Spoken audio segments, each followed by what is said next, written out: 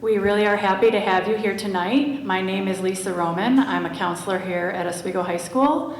Sean Carocchio is over here working the camera. We are filming this so that it can be put on our website so that you can view it later, or for those that are not able to be here. So we're glad to have him doing that. We appreciate that. And our PowerPoints will also be available to you after this presentation as well. So again, welcome. We appreciate you being here. It's a beautiful day here today, here in Oswego, and we know there's a lot going on, whether it be our open house, which starts at 6 o'clock, Meet the Teacher Night, as well as so many sporting events and things going on outside. So we appreciate you taking the time to be here tonight, and we're really happy to have you. I'm going to start out for about the first 10 minutes talking a little bit about college and kind of just the nuts and bolts of for seniors anyway, what should be happening for those of you that are freshmen, sophomores, juniors, and or parents and guardians. This will be a preview for you for coming years. So kind of diving right into how students are going to be evaluated in applying to college and being accepted. GPA and class rank, so they certainly look at the grades, the GPA, the kinds of courses students have taken in high school. SAT and ACT scores, SAT 2s for some of the more elite Ivy League colleges. You'll notice it says if required. Many colleges have gone to a test optional system where they're not using those tests if students do not want them to. Letters of recommendation and an essay. Again, not all colleges will require this, but most four-year colleges will. Extracurricular activities, leadership activities, different things that students have done outside of the classroom to be more well-rounded and be kind of who they are.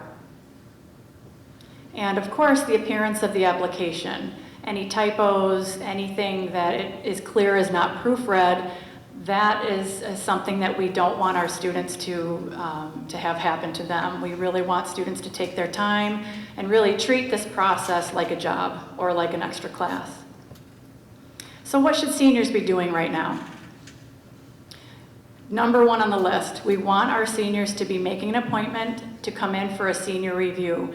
Now we've announced this at a class meeting the first week of school. We've mentioned it in the fall senior newsletter. Hopefully you received that through Jupiter Grades, along with the senior guide. It's in the senior guide. We can't stress enough the importance of the senior review, and that is just for the student to sit one-on-one with the counselor and talk about graduation requirements and what is left to complete, but maybe even more importantly, what is next? What steps are the student taking? What does the student want to do? And how can we help you? Some students need hardly any help at all and don't want our help, and other students really need to be a little bit more handheld, and we're happy to meet you wherever you are. But it's super important for students to get in, make that appointment, and or email your counselor to set up that time. Your Naviance account. Now, Naviance was introduced to students in freshman year, and each year after that, we've taken students into a computer lab and have reviewed Naviance, that program with them. So now is really the time that this program becomes super important. Colleges must be put into their Naviance account in order for transcripts, letters of recommendation, et cetera, to be sent to those colleges. And for those that require letters of recommendation, those letters are uploaded to the student's Naviance account. So for students that don't remember how to log in, they should be contacting their counselor, trying it on their own, but contacting their counselor if they need to have their password reset. And again, of course, you're looking at college admissions requirements, deadlines. Now is the time to be really, really organized and kind of have those deadlines so that you can create a schedule for yourself. We do have colleges that visit OHS, and those are found on the announcements, the WBUC every morning, and also on our website and on Naviance. So please make yourself familiar with those. And for students that have a college in their Naviance account already, if that college comes to visit us, the student will get an email to tell them when. We do have a College Day field trip coming up on October 24th. That's at Cayuga Community College's Fulton campus. The Oswego County Counselors Association organizes and sponsors that fair, so we're very proud of it. And there'll be about 60 colleges that will be there. So it is a junior and senior field trip, and if students are interested in going, they should sign up in the counseling office by October 7th. Again, SATs, ACTs, SAT2s, for those students that are applying to colleges that require them. Most students would have taken them in May or June, and again, we encourage you to repeat them in the fall, so October or November. October for ACT, October and November here for SAT. Letters of recommendation, again, super important. If it's required by your college, students should really personally ask their teacher or their counselor, if a counselor recommendation is required, before then adding that teacher to Naviance. And for the counseling recommendation letter, students need to fill out the OHS Succeed survey, which is found in Naviance. So you keep hearing the word Naviance. It's really, really important that students are familiar with it. And again, that senior review is a time where we can help students kind of get through that part and show them where to find things. Now the fall senior newsletter that was emailed on Friday, and also the senior packet that was attached to that, has very, very detailed information and probably has very step-by-step information on how to add colleges, adding teachers to Naviance, et cetera. So please do make yourself familiar with that.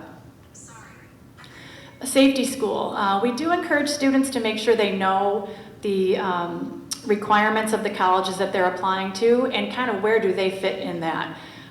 Schools will say, give like a range of GPAs and a range of ACT or an SAT scores, and so you knowing what your scores are can see where you fit. So we really do encourage students to make sure they have a school that's called a safety school, one that they're sure they can get into, they're pretty sure they meet the requirements, so that if others don't work out, they know that they'd be comfortable there. Taking action. Again, the Naviance account, making sure your colleges are in there, and start. We do encourage students to use the Common App when possible. That's, again, for four-year colleges. Now, if you're only applying to SUNY colleges, there is a separate SUNY app, and it's slightly a little less complicated than the Common App, so we would encourage you to use the SUNY app if you're only applying to SUNY colleges. But if you're applying to a mixture of both, then I would say use the Common App. And then for community college applications, for example, Cayuga Community College, you can go right to their website, and the applications are usually free. I know Cayuga's is. So we wouldn't want students to pay that $50 to SUNY, even though they're a SUNY college. You can go directly to that website for the community colleges.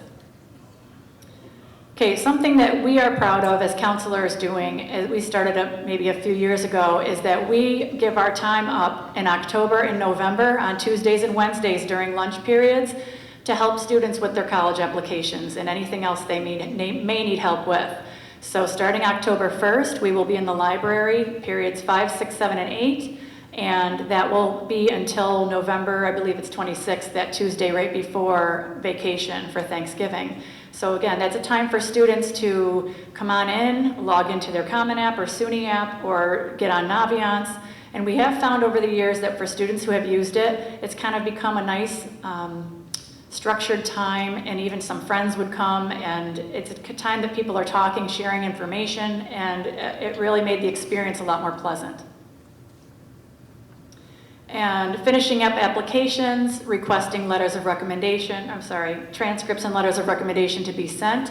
Once a student applies and hits that submit button, sometimes they feel like everything goes with it, like their transcript, their letters of recommendation, and that's not the case. Students need to then initiate for us to send the school supporting documents to those colleges. So that's kind of it's important that students understand that for whatever deadline you have, you need to back that up at least 10 school days so that that can be processed. The transcripts can be processed and letters of recommendation. It doesn't always take that long, but we do really need that time frame with other students and other grade levels we're working with and such.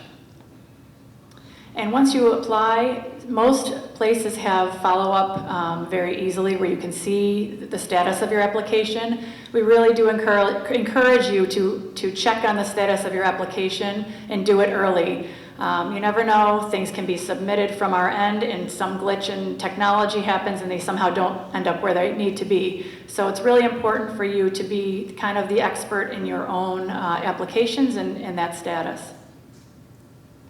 What are we doing? Well, I'm here, we are here doing this presentation, hopefully helping you with that.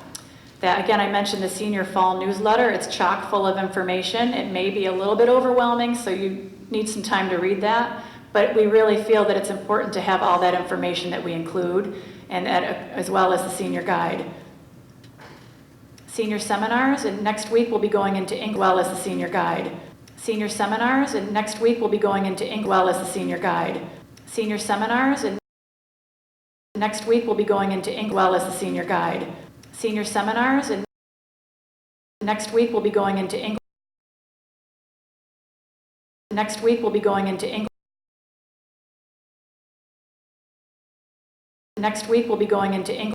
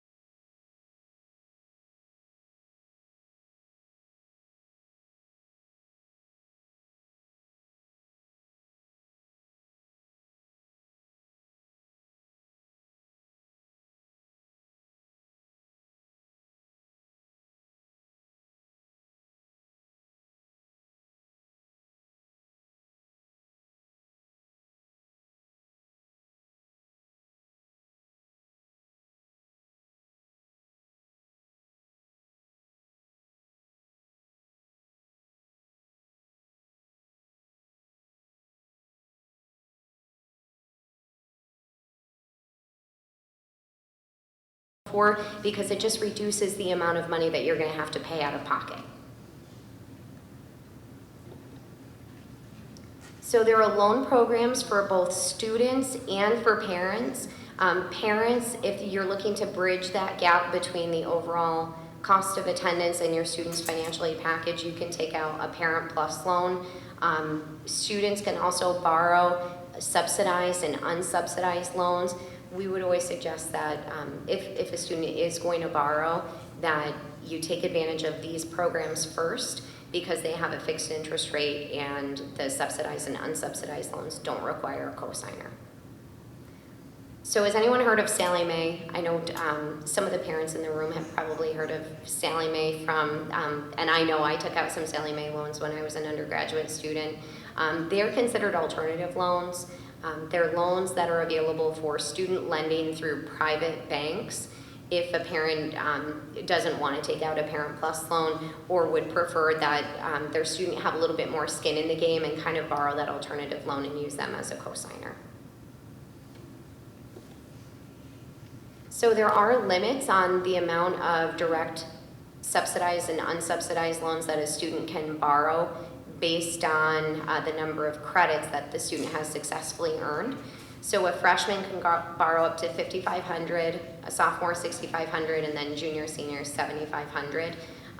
That payment on a $27,000 loan would be about $270 per month. So again, we just want students to kind of be aware of their borrowing to make sure that they'll be able to make those payments when they get done with school.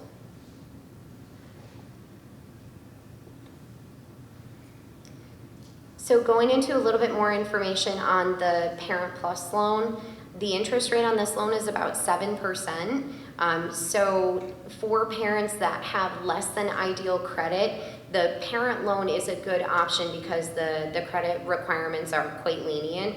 So as long as you don't have a delinquency of longer than 90 days on your credit report, or an account that's in a charge-off or collection status or a bankruptcy, you'll likely get approved for the parent loan, even if you have no credit history whatsoever or an income. So we have parents that always think we're going to get denied for this loan, and then when they go out and apply, they're actually approved.